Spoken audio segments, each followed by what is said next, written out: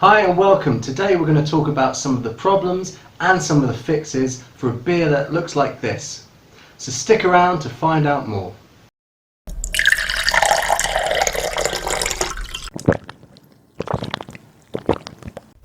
So it can be one of the most disheartening things ever. You've spent up to a month brewing a beer and waiting for it to be ready to drink, and then when it pours as a cloudy or hazy beer.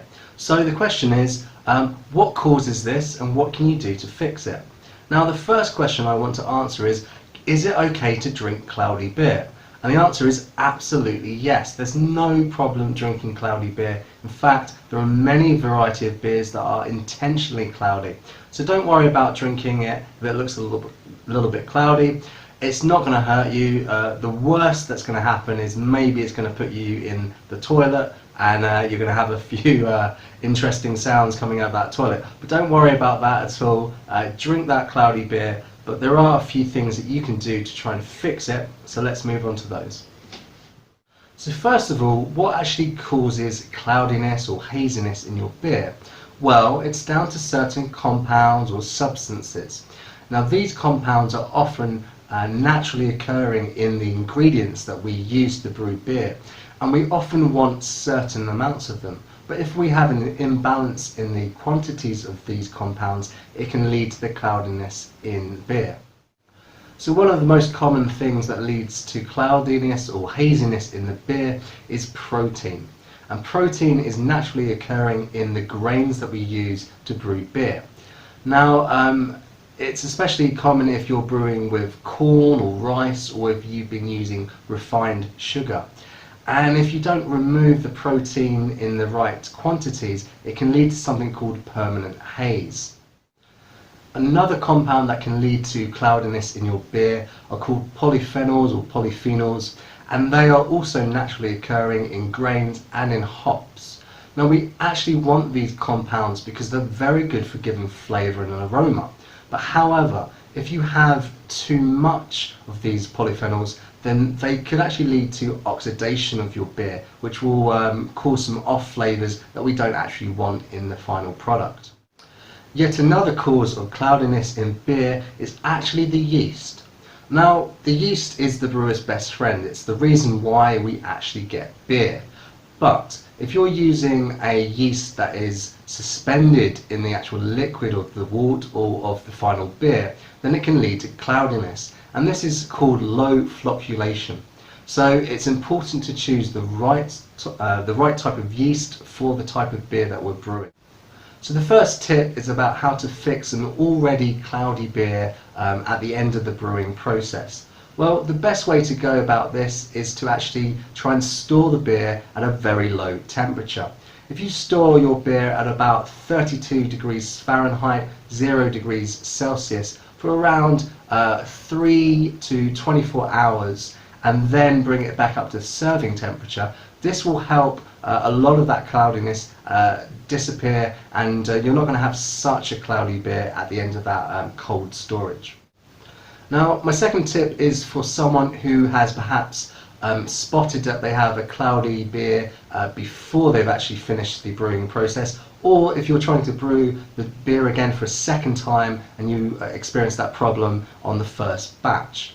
So again, temperature really is a very useful way of controlling how cloudy or how hazy your beer is.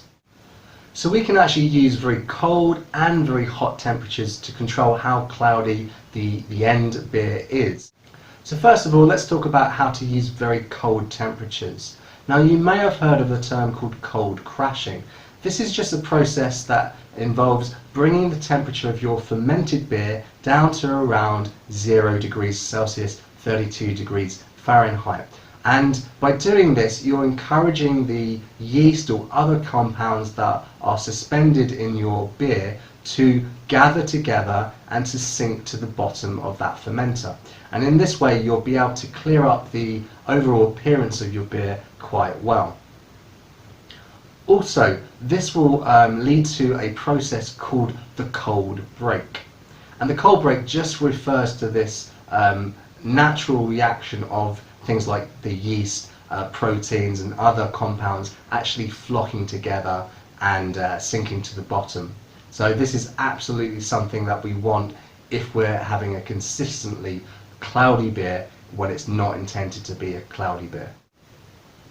On the other end of the spectrum, we've actually got something called the hop break, and this is achieved during the boiling process. And what we're targeting here is mainly the proteins in the wort.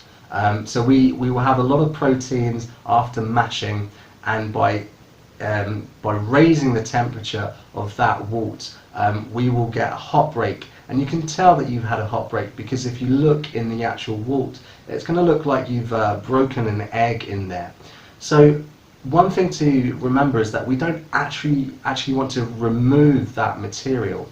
I feel it's much better to let that sort of protein congealed eggy substance sink back to the bottom of the wort and to actually to stay there, because we do actually want trace amounts of protein in our beer at the end of the process, because this really helps towards head retention. So if you are suffering from a less than foamy beer at the end of the process and you're losing the head of that beer very quickly, it could be because you've been too aggressive with the hop break and you've actually removed those protein particles where you should have left them in the wort.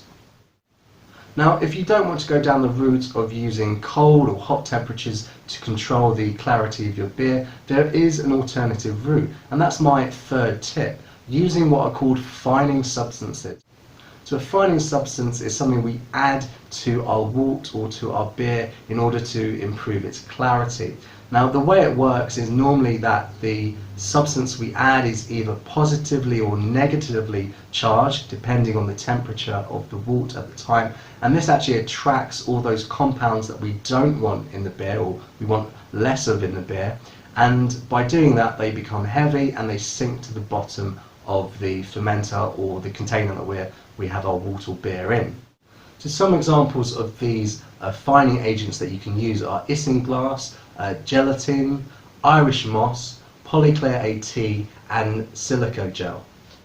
The one thing I would say here is that if you're a vegetarian or even a vegan, or you're planning to serve your beer to vegetarians or vegan, you may want to double check the type of fining agent that you're using.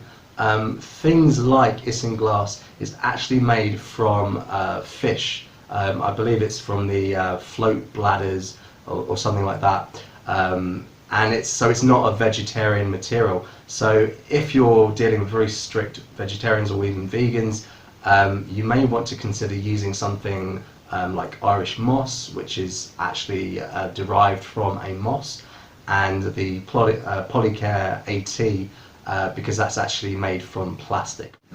So my next tip, although it's not a way to actually change the cloudiness of your beer that you have right now, it is a good way to prevent cloudiness in beer in your future batches. And I'm talking about bacterial infection. Now, if your beer has been infected by a wild yeast, it is possible that it's become cloudier than it should be. And the only way to really test that is to give your beer a taste. If you're getting a very sort of tart taste, then you know that it's infected. Also, other off flavors like a buttery taste, because you've got diacetyl in there. So it's really a good idea to give your beer a taste, and if it tastes wrong, then you might have a bacterial infection. Well, this is actually good news, maybe not for this batch, but it means that in future you just have to sanitize and clean your equipment a little bit more thoroughly, and then you know that that same recipe will brew much better and much clearer in the future. Another tip is to do with the presence of starch in your brew. So let's say if you're brewing from an all grain recipe, if you haven't followed the mash temperature to the letter and you haven't been controlling that temperature well, it could actually mean that instead of transforming a lot of those starches into fermentable sugars that we actually want for the process, they've remained as starches and they've been released into the wort.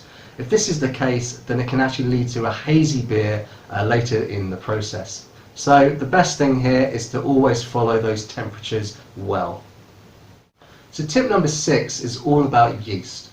For some of you, you may be experimenting with your own recipes, and if you're playing around with different yeast strains, you really have to be sure of what that yeast will do during the fermentation process. If you've chosen a low fluctuating yeast, that means that it's not going to come together like other yeast strains and then sink to the bottom at the end of fermentation. Instead, it's going to remain suspended in the beer right up until bottling or kegging and right into the glass. So make sure that you do your research before you start using a yeast, just so you know exactly what its characteristics are like, and this way you won't be surprised at the end appearance of your beer. So tip number 7 is all about a familiar trap that we all fall into, and it's just not knowing the characteristics of the beer that we're brewing. So there are certain beers that are intentionally going to be hazy or cloudy. So by trying to combat that, you're going to ruin a lot of those flavours and aromas that are associated with that type of beer. To give you some examples, a lot of the German wheat beers are actually going to be cloudy. Something like Hefeweizen, which actually means yeast wheat, that's intentionally going to be cloudy. So if you were trying to cold break that and to try and remove a lot of that yeast, you're actually going to ruin the flavour and the appearance of the beer. Another example of a famously hazy beer is the New England IPA. Again, it's just designed to be that way. So make sure that you're not brewing a beer that is intentionally hazy and then trying to fix that haziness. So I hope that you found these tips useful. If you did, consider sharing this with a friend. Also, don't forget to go over to my website and check out the full article on beercreation.com/cloudy. Also, don't forget to subscribe to this channel and also hit the notification bell. That way you won't miss any of the new videos that I upload. Also, if you have any questions or you'd like to leave a comment, then I will try and get back to you as soon as I can. So you might have noticed that there's nothing wrong with this beer. In fact, it's a very nice Hefeweizen. So cheers and see you again.